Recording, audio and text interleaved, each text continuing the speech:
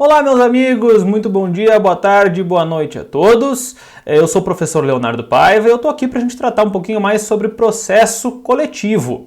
Essa é a nossa terceira aula, pessoal, vai acompanhando. Se você não viu as duas primeiras, volta lá, assiste, porque tudo tem aqui um andamento sequencial. Nessa nossa terceira aula, a gente vai tratar um pouquinho sobre os aspectos gerais da defesa dos direitos coletivos. As primeiras aulas são aulas introdutórias, a primeira a fundamentação lá do direito coletivo na Constituição Federal. Na segunda, a gente falou um pouquinho sobre os princípios que regem o direito coletivo no Brasil. E hoje aqui a gente vai tratar um pouquinho mais sobre efetivamente ali o que são esses direitos coletivos, quais são as suas premissas, para que ele serve efetivamente. As primeiras duas aulas vão servir para isso, porque muita coisa que eu falei lá, que caberia falar aqui, já está falado, né? Então, posso pincelar aqui alguma coisa, mas é importante que vocês vejam as duas primeiras aulas.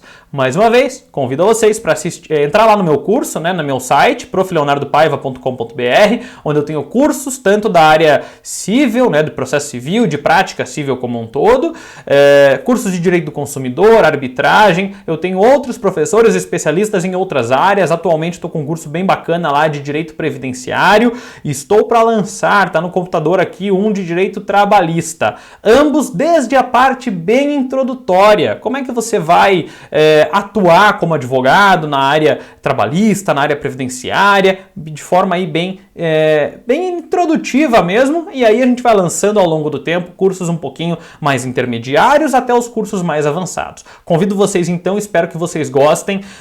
Qualquer dúvida, pessoal, entre em contato comigo por e-mail e eu já vou aqui pro slide, porque o e-mail tá ali em cima, profleonardopaiva@gmail.com. Não esquece também, deixa a sua impressão aqui embaixo do vídeo, pessoal, comenta, curte, ou não curte, né? Diga por que não curtiu, me dê dicas aí que vocês acham que eu possa melhorar e sugestões, tá bom? Espero vocês também nas minhas redes sociais, que todas iniciam lá com Prof. Leonardo Paiva. Bom, pessoal, sem mais delongas aqui, vamos para o processo coletivo, os aspectos gerais da defesa dos direitos coletivos no nosso ordenamento jurídico brasileiro.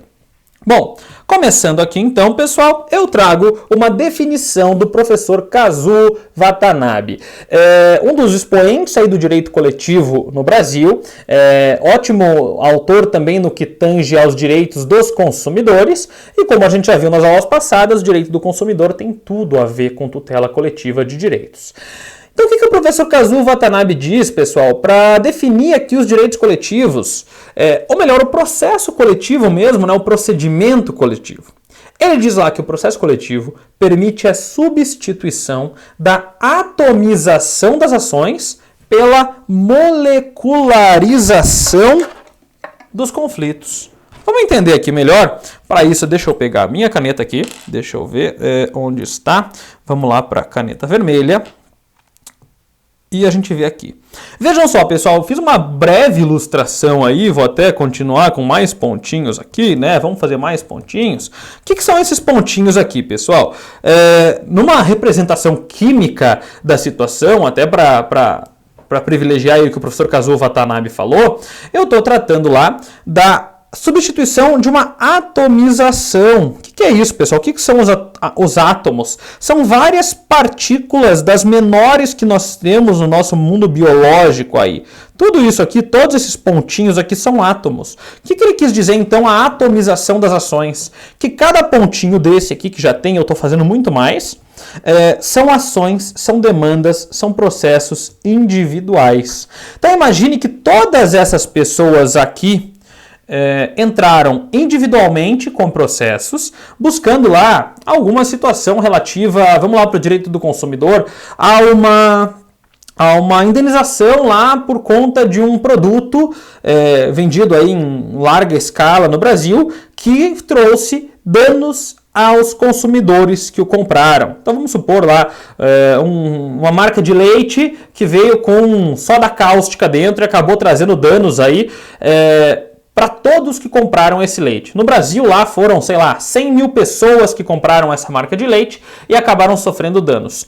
Todas essas, ou melhor, boa parte dessas 100 mil pessoas entrou com ação individual contra a empresa do leite, né? São todas essas ações que estão aqui, bem representadas, para ver seu direito reparado, né? Para ver o seu direito atingido.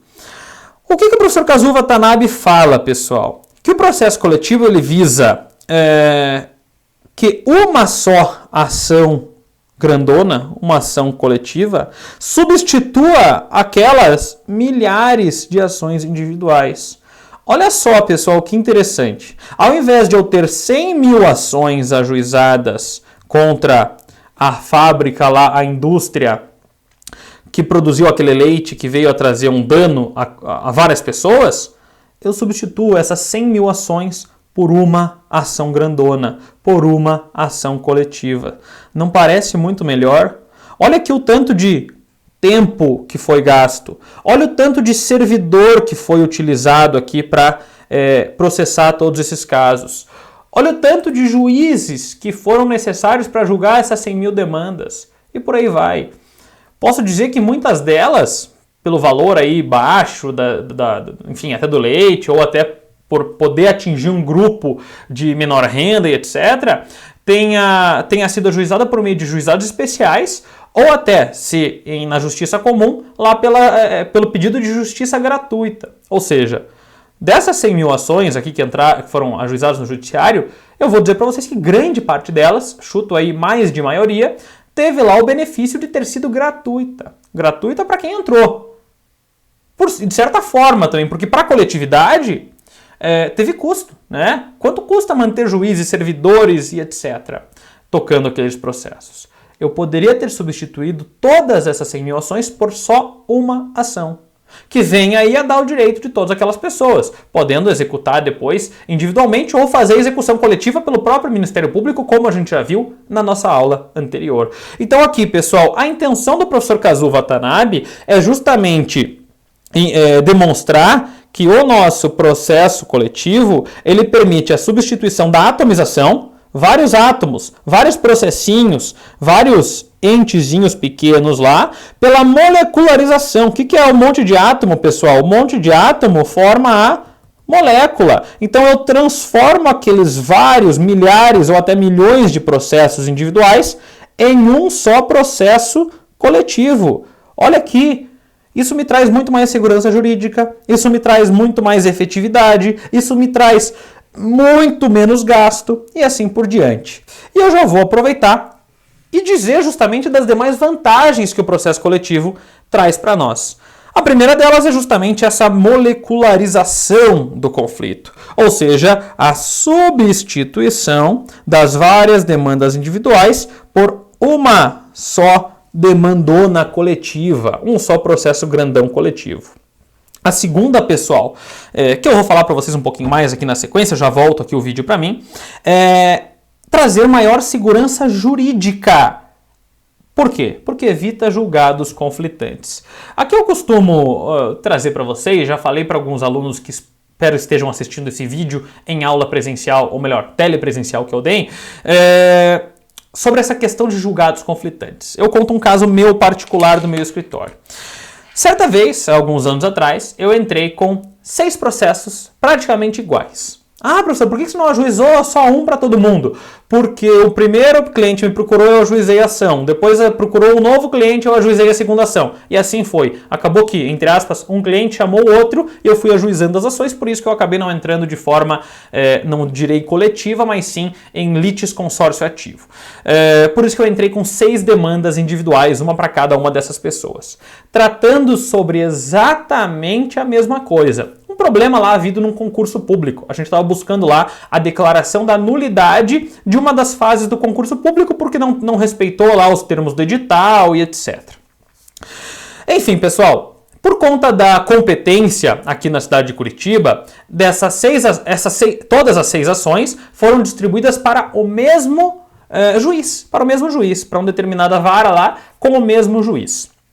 E o processo seguiu. Se eu não me falha a memória, eu conseguia liminar nos 6, que a gente pediu lá para eles serem reintegrados no concurso, nos 6 processos. E o processo seguiu e começou a sair sentença. Todo feliz eu fiquei, né? Primeira procedente, segunda procedente, terceira improcedente. Falei, ué. Quarta, improcedente. Quinta, procedente. Sexta, improcedente. Falei, caramba, Tem alguma coisa errada nisso. É o mesmo juiz. Não, ele não estava de férias, não tinha nenhum substituto, o mesmo juiz. Para casos exatamente iguais, não tinha diferença no caso. Era bem objetiva a situação. De 6 processos, 3 procedentes, 3 improcedentes. Que coisa, né? Fui lá conversar para entender o que acontece, acabei descobrindo mais ou menos o que aconteceu, né? 3 dos processos caíram com uma assessora, 3 dos processos caíram com outra assessora. Uma assessora entendeu de um jeito, outra assessora entendeu de outro jeito, elas não se conversaram. Ao que parece, o juiz não leu muito aquilo que as assessoras escreveram, simplesmente assinou. Eu tive 3 procedências e 3 improcedências com o mesmo juiz, na mesma ação, mesmo mérito. Ué, estranho, né? Não é, né, pessoal? Quem está bastante aí atuando na prática, quem está me vendo aqui já trabalha em escritório, já é advogado, enfim, já atua diretamente no judiciário, sabe que isso acaba acontecendo. Não é o ideal, mas acontece. Pessoal, se o mesmo juiz dá 3 sentenças procedentes, 3 improcedentes, imagine no âmbito de 100 mil processos, em contexto nacional, com diferenças locais, né, com diferença de cabeça de 100 mil juízes diferentes, como é que faz? Ou menos, né? Pode ser que eu mesmo receba vários processos, enfim. Como é que a gente vai fazer para ter uma uniformização disso? Vai acabar saindo sentença de procedência, sentença de improcedência, sentença de parcial procedência, sentença que condena a 1.000 de dano moral, sentença que condena a 50 mil de dano moral, referentes ao mesmo caso. Por quê? Aquela famosa frase, né? Cada cabeça uma sentença, cada juiz vai entender da sua determinada maneira. Só que isso não vai trazer segurança jurídica para o que a gente está buscando. Puxa, cada juiz entende de uma forma, qual que é a segurança jurídica que a gente tem? É por isso que o processo coletivo, pessoal, ele engloba tudo. Todos esses processos individuais, numa demanda só coletiva, para que eu tenha uma decisão igual para todo mundo. Lembrando que, claro, essa decisão ela é recorrível. Ela pode subir para o tribunal, ela pode subir para a STJ, dependendo da situação, pode subir lá para a STF. E aí firma-se o entendimento igual para todas as demandas. Eu tendo aqui inúmeras demandas iguais ajuizadas individualmente, eu tenho que me valer de outros mecanismos aí que tornam ou que buscam tornar as decisões um pouco mais uniformes e justas, como por exemplo o chamado IRDR, o Incidente de Resolução de Demandas Repetitivas, que faz com que todos os processos fiquem suspensos até que o órgão superior, lá que o tribunal, o STJ, venha a uniformizar o entendimento sobre aquela situação. Mas isso demora muito mais tempo, por quê? Porque todas as demandas vão ficar paradas, isso também não é necessariamente vinculativo e por aí vai. As demandas vão acabar subindo e aquela inúmeras ações que vão se transformar em milhões de recursos, etc., vão continuar no judiciário. Eu posso simplesmente tornar aquela multidão de ações numa só demanda coletiva, com decisão igual para todo mundo. Muito mais uniformidade e muito mais segurança jurídica. Aqui na sequência, pessoal, o processo coletivo como um instrumento de mediação de conflitos sociais. A partir do momento que eu tenho uma uniformização, que eu tenho uma forma aí de conversar, da sociedade conversar com o causador do dano, por exemplo, de um dano ambiental, eu tenho uma mediação de conflitos sociais. De muitos processos coletivos ou de demandas que poderiam virar processos coletivos, eu tenho lá excelentes TACs, termos de ajustamento de conduta, conduzidos pelo Ministério Público, com empresas que poderiam vir a causar um dano coletivo e acabam evitando por conta desses TACs. Então é uma forma de mediação social desses conflitos ou até de evitar conflitos futuros. Eu antecipo isso ou mesmo após o conflito consigo resolver pacificando aqui as demandas. Ou melhor, os conflitos sociais. E aqui na sequência, evita a banalização das demandas. Evita aquela enxurrada de demandas, né? Então isso acontece bastante, pessoal. Vocês vão ver aí quando estiverem atuando, seja na advocacia, enfim, qualquer área. Ou mesmo hoje, já devem até notar aí em redes sociais, pessoas lá que vendem modelo pronto para determinado tipo de ação. Banalizam-se as ações, de modo que acaba entrando uma enxurrada de demandas no judiciário que seria desnecessária se eu tivesse uma tutela coletiva coletiva dos direitos. Claro, todo mundo teria muitas vezes o seu direito individualizado na sequência, né? Ele consegue uma decisão coletiva, mas individualiza e pode executar essa decisão de forma individual. Ou, dependendo do que se tratar, o próprio Ministério Público já solicita a execução coletiva daquele direito postulado. Então evita aquela banalização, aquelas inúmeras demandas individuais que pudessem ser ajuizadas. Na sequência, permite o acesso ao judiciário a pessoas que não o teriam, por conta de custas, honorários, da própria descrença no judiciário, da demora, né, a morosidade do judiciário.